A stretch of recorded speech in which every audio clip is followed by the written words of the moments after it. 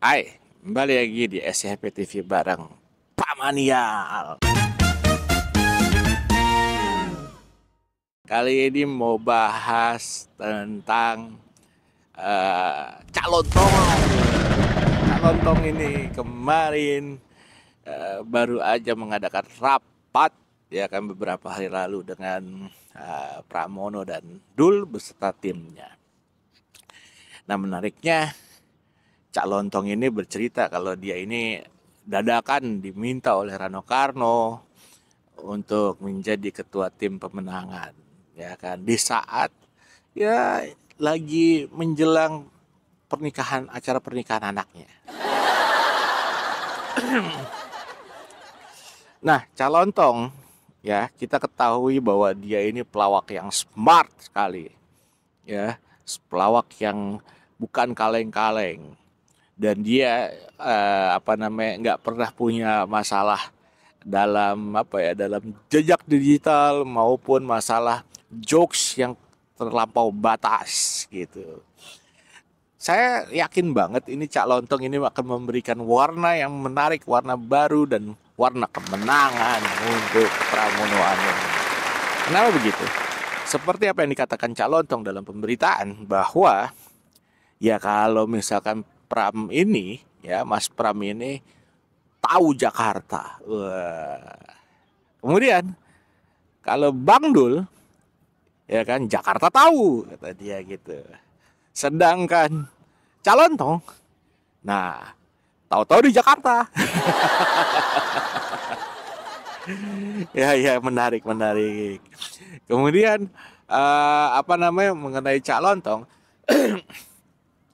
kita berpikir bahwa apakah mau dibikin lucu-lucuan nih pilkada?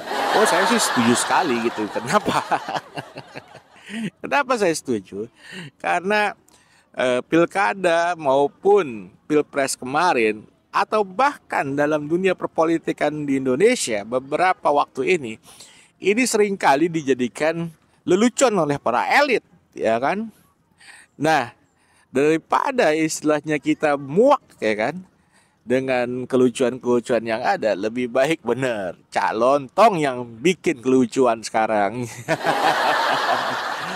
Tapi kelucuan yang akan dibuat sama Cak Lontong ini bukan sekedar kelucuan-kelucuan yang gak ada manfaatnya. Kenapa begitu? Karena di situ ada Pramono Anung yang tahu Jakarta dan Sidul tentunya yang Jakarta tahu gitu. Ini akan jadi kolaborasi yang sangat apik kalau saya bilang. Kenapa begitu?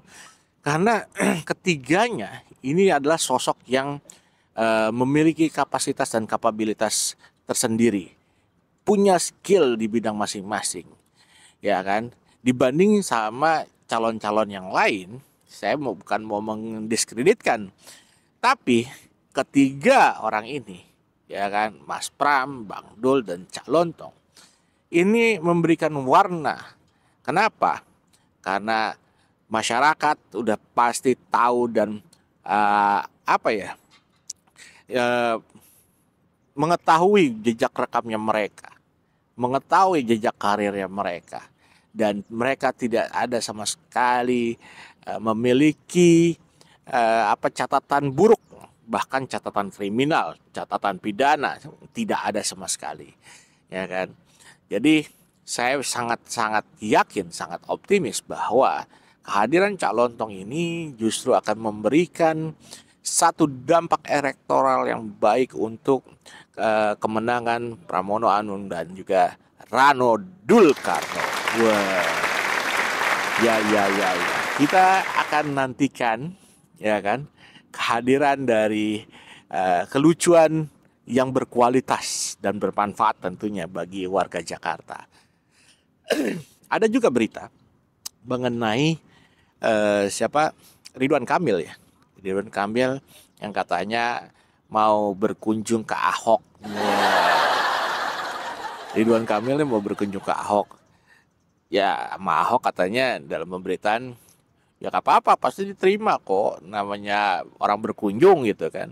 Tapi kalau soal dukungan ntar dulu kan Ahok sendiri kader dari partai PDI Perjuangan. Sedangkan PDI Perjuangan juga memiliki calon, yaitu Pramono Anung dan juga Rano Karno. Jadi ini udah kayak apa ya? Udah kayak jalan ya buntu nih katanya. Ya kan? Ridwan Kamil nih kayak ngerasa, waduh, ke tokoh-tokoh juga apa namanya, banyak yang biasa-biasa aja responnya gitu kan. Warga Jakarta juga ada yang memboikot dan ada yang menolak, ya kan. Persija juga sampai detik ini belum mau ketemu, ya kan, untuk menyesuaikan jadwal.